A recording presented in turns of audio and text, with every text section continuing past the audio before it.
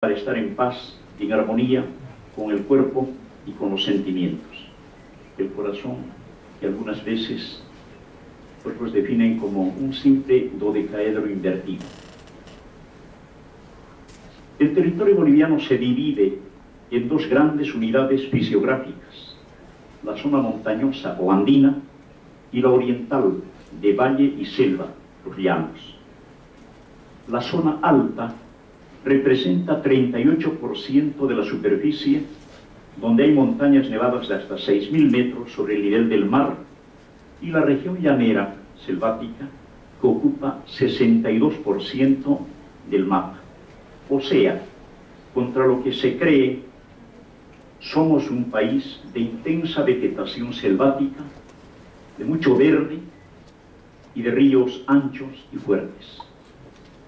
No somos ya república, como cuando la patria fue fundada por el libertador Simón Bolívar en 1825. La República de Bolívar se llamó, que luego se modificó a Bolivia, y el libertador nos dijo su hija predilecta. Ahora somos el Estado plurinacional que se integra con 36 naciones originarias, cada una con su lengua propia, su cultura, sus leyes regionales, su tierra y territorios legítimos. 36 naciones reconocidas por una constitución redactada además por delegados provenientes de todas esas regiones, los sabios originarios, los amautas. Somos un Estado unitario, social, de derecho plurinacional, comunitario, libre, independiente, soberano, democrático, intercultural, descentralizado y con autonomías. Eso dice la Constitución. Todos nos obligamos a practicar y alentar un espíritu sincero de integración territorial y humana. La población indígena originaria es de 64%, la mayoría india que somos, con todos los derechos y obligaciones que hacen a un ciudadano.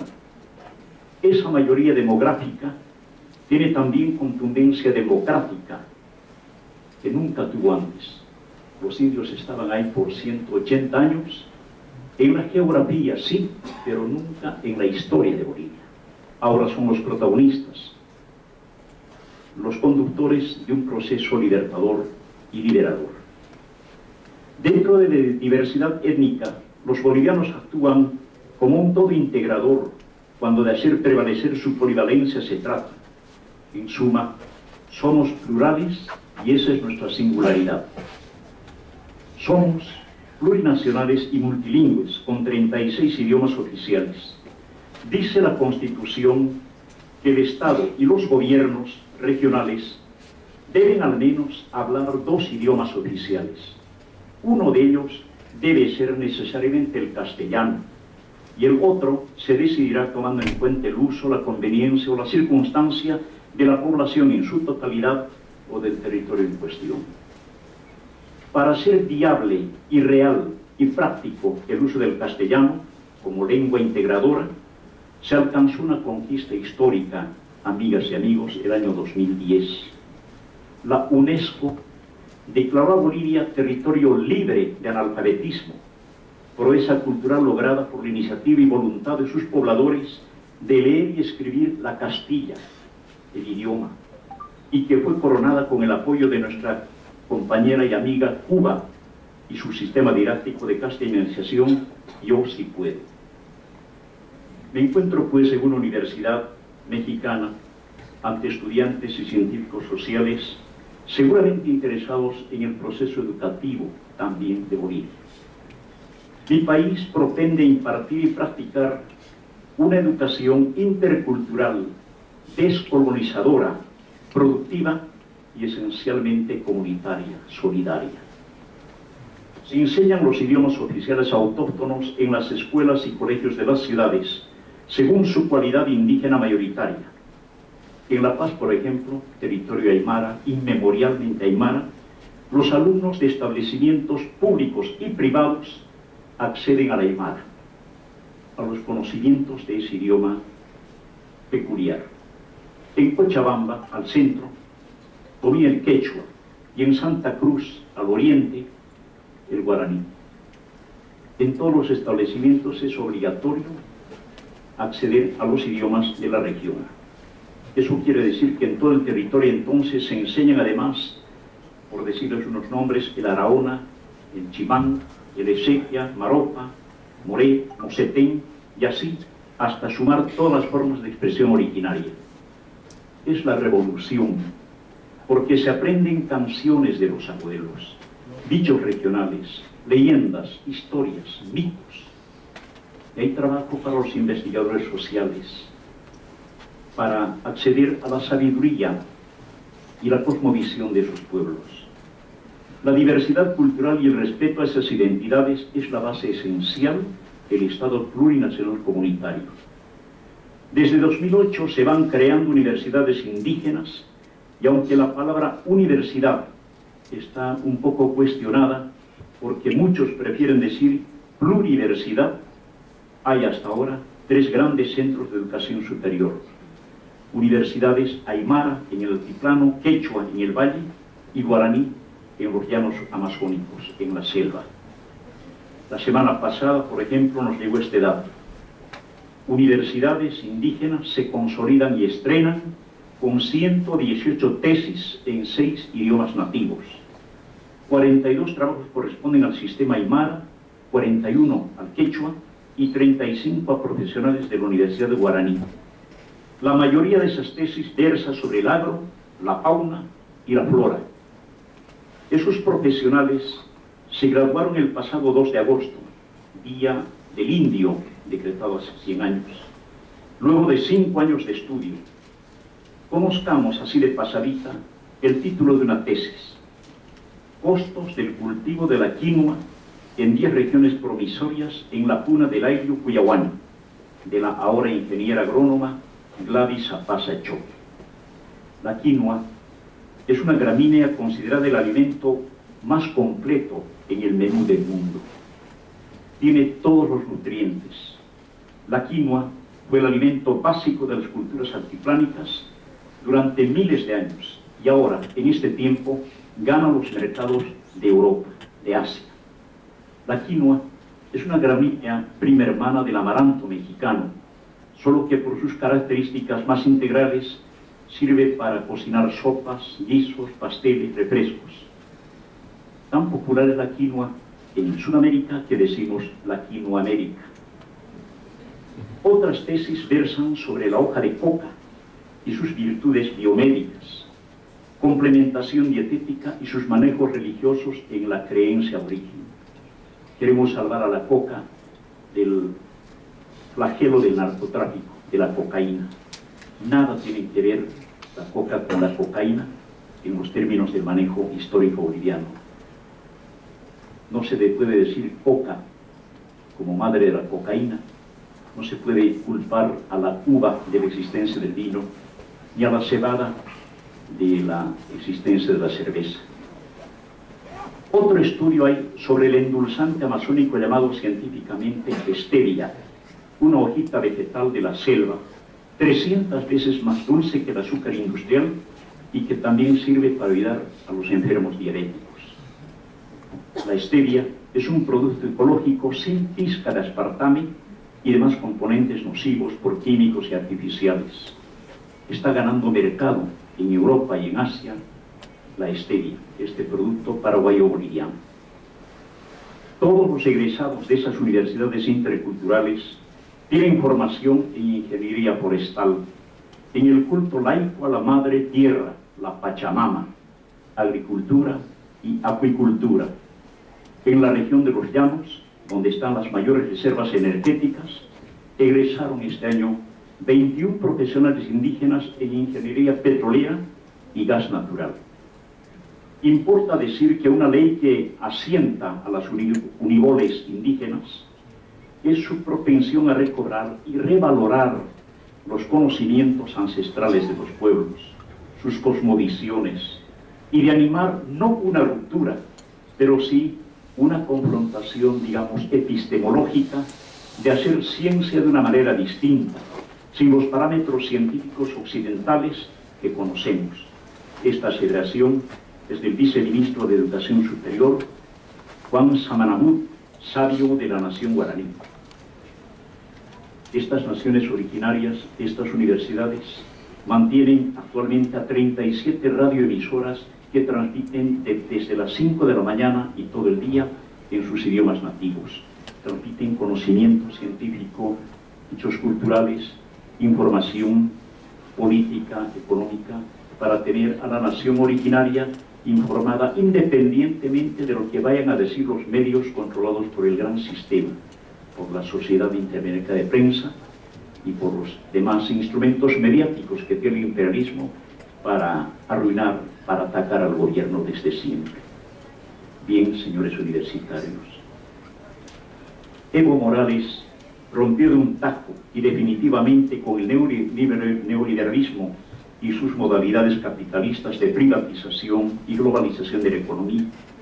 Lo hizo en los primeros 5 minutos de su primer discurso como jefe de Estado el 22 de enero del año 2006. En Bolivia se frenó ese año y en esa fecha la globalización y se rechaza la prevalencia del mercado sobre el hombre y la naturaleza. Ninguna inversión transnacional puede copar el espectro de la riqueza natural ni las estructuras de las empresas estatales, digamos los entes petroleros, mineros o de comunicaciones. Como dueños soberanos y administradores de nuestros recursos energéticos desde ese 2006, los bolivianos nos beneficiamos de sólidos índices de, por ejemplo, el PIB, el PIB, que es uno de los más altos de la región latinoamericana, 5.3% en promedio, con alzas de hasta 6,12 en el año 2009 y bajas a 5,1% en 2012. Son cifras óptimas. Cabe precisar que ese estado de bonanza económica y estabilidad laboral es consecuencia de la primacía económica de matriz mixta vigente en el país, donde el Estado, mediante sus empresas estatales, maneja 40% de la economía nacional y apoya y hace apoyar por la banca privada y estatal a 60% de la economía nacional restante, la cual, por diversa e independiente, está compuesta por los sectores comunitario, cooperativo, social y privado. Toda inversión privada se somete a los rigores y lineamientos constitucionales que sustentan la propiedad patria y el control del Estado. Se les dota de todas las garantías, tienen todo el privilegio para manejarse en sus intereses personales, particulares, privados, pues. Tenemos éxito con esa modalidad, aunque a veces, por impericia o descuido, afrontemos dificultades con algunas transnacionales, como ocurre en estos días con una empresa ferruginosa de India, la Jindal, que tenía que explotar el hierro de una montaña de hierro, el Mutum, y que por imponderables y fallas comunes, mutuas, se desistió y ahora nos pide el pago indemnizatorio. Tenemos un pleito que vamos a solventar cual debe, así tengamos que pagar dinero. Pero al mismo tiempo, ayer China salió al quite. El gobierno de China decidió invertir en esa montaña de hierro que tenemos en el vértice entre Brasil y Argentina, e invirtió y decidió una erogación de 500 millones iniciales con toda su tecnología. Vamos a salir de ese pequeño entrevero en que estamos ahora. Hay que ser dueños totales de los recursos que hay en nuestra tierra para movernos con seguridad y con certezas. Antier, en la ONU, el presidente Evo dijo ante más de 140 mandatarios del mundo que el control nacional sobre los recursos naturales es indiscutible y debe ser irrenunciable, que la propiedad soberana de la riqueza natural es fundamental en cualquier país y en todo tiempo para asegurar beneficios a los pueblos y dar seguridad al porvenir. Y habló de la experiencia boliviana con el gas y con el agua. En Bolivia sabemos hoy que no basta la posesión física de los bienes naturales, sino la necesidad de industrializarlos, de lograrles el valor agregado en procura de la ganancia colectiva lícita, y que para eso se necesita gente capacitada. Por eso se ha introducido, así sea inicialmente, el concepto de ciencia y tecnología, de investigación y desarrollo de nuevos procesos y productos en las empresas, en las instituciones educativas, comenzando por las escuelas, pero también en las pequeñas y medianas empresas, las pymes, las Fuerzas Armadas, la policía, los sindicatos de mineros y trabajadores de fábricas, los campesinos, los constructores, las comunidades indígenas, los ministerios, los municipios y las gobernaciones.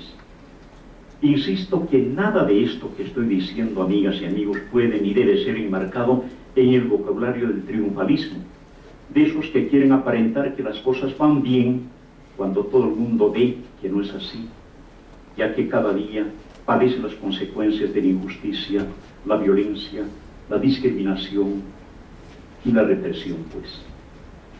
Bolivia tiene estabilidad política, económica y social como nunca en sus 189 años de existencia patria, y dentro de 14 días celebrará elecciones presidenciales, el 12 de octubre. Me alegra decirles que el presidente indígena Evo Morales tiene en este momento, hasta ayer por la tarde, 71% de la intención del voto democrático para ese día. Irá por la victoria electoral por segunda vez, de acuerdo a la nueva Constitución, pero será la cuarta vez que triunfe con plena contundencia democrática, si se tienen en cuenta los comicios intermedios de consulta o referéndum constitucionales. ¿Qué quiero decir con esto? Que en mi país, por ley, se somete al presidente de la República a una consulta de aprobación o desaprobación de su gestión cuando cumple 2 años de ejercicio gubernamental. Si no pasa la prueba de 51%, se lo retira. Se llama nuevos comicios. Eso está instituido en la Constitución. Si el presidente Evo es ratificado en el cargo, Bolivia reafirmará su carácter seguramente antiimperialista, su espíritu de cambio, ampliando y fortaleciendo sus propuestas programáticas, críticas, propositivas, participativas y organizativas, procurando la construcción desde abajo de una nueva sociedad planificada, lideradora, tecnificada y, repito, socialista. En el próximo quinquenio empezará la industrialización de lo que hoy manejamos como materia prima. Será sin duda el siglo del litio, ese mineral liviano aplicado en las computadoras, los teléfonos celulares que ustedes manejan, los tablets. Pero el litio será también la materia elemental de la gasolina seca, no contaminante, que moverá la industria automotriz en este siglo y en los que vienen. El litio será integrado a unas baterías recargables para movilizar automóviles, trenes, aviones. El combustible incontaminante de que les hablo, que necesita la vida humana y la naturaleza, estará de moda en Bolivia y en el continente. Seremos productores, ya estamos fabricando baterías de litio para la industria automotriz de Brasil y Argentina. Ojalá produzcamos esa pila poderosa también para la industria automovilística de México.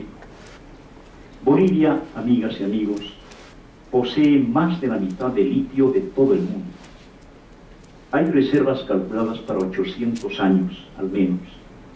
Consideren entonces la importancia industrial de ese recurso y la proyección de mi país en el futuro inmediato. Ya decimos de ese mineral, el bolitio, por la confusión de Bolivia y litio. En el litio real de la esperanza que llamó otra compañera importante del gobierno de Bolivia. Si se profundiza el actual curso de economía planificada y se lucha a fondo contra la mediocridad con todos los medios y la sinceridad a que se obliga un revolucionario, las previsiones permiten suponer que se podrá alcanzar el Producto Interno Bruto, el PIB, persona, ciudadano, de $10.000 anuales hacia el año 2025, es decir, dentro de 11 años, cuando cumplamos el bicentenario de fundación republicana. Si eso ocurre, nos convertiremos en un país de segundo mundo, de mediana industrialización masiva y con fuerza energética sostenible. Los enemigos a derrotar por principio programático y mandato del pueblo son la burocracia que no sea eficiente, la corrupción donde se presente, el narcotráfico al que estamos expuestos porque producimos hoja de coca, y la delincuencia.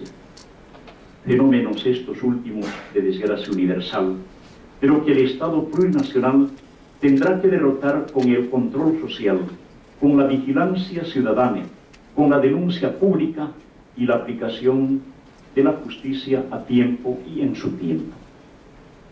Tenemos un pueblo politizado para esas tareas y sabemos que, como no estamos solos en la constelación humana, contaremos con una formidable integración de los pueblos afines a nosotros, de izquierda antiimperialista, países de la UNASUR, CELAC, y también con los países emergentes del sistema BRIC, Brasil, Rusia, India, China y Sudáfrica, aprovechando la ciencia y tecnología y las patentes de estos países amigos. Somos un país pacifista por mandato de la Constitución.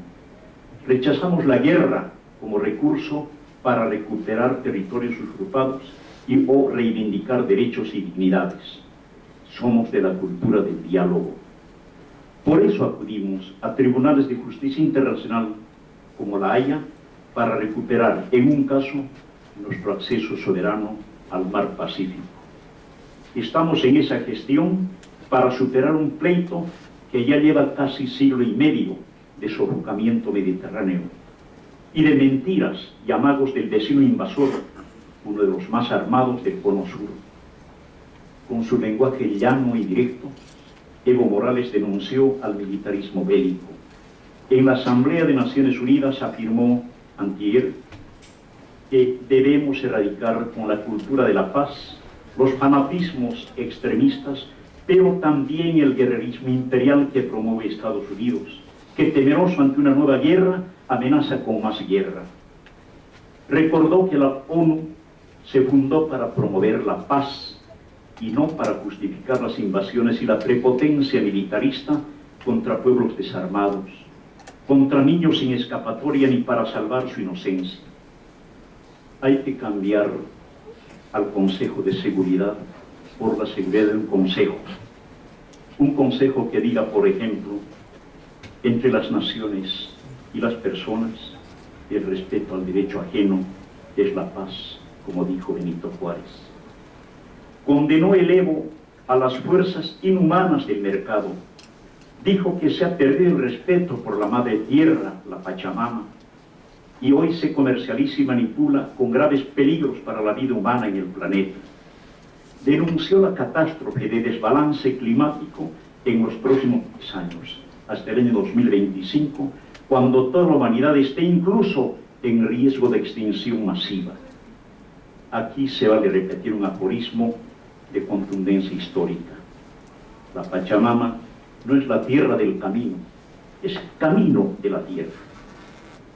Porque se opone a la violencia belicista del imperio, Bolivia no tiene relaciones diplomáticas con Estados Unidos desde el año 2008, cuando un embajador gringo fue descubierto financiando, armando y organizando a grupos separatistas en Santa Cruz de la Sierra, ahí en la selva, con participación de soldados de fortuna, extranjeros llegados de Croacia, Hungría y Bélgica, algunos de ellos muertos en una refriega en Bolivia.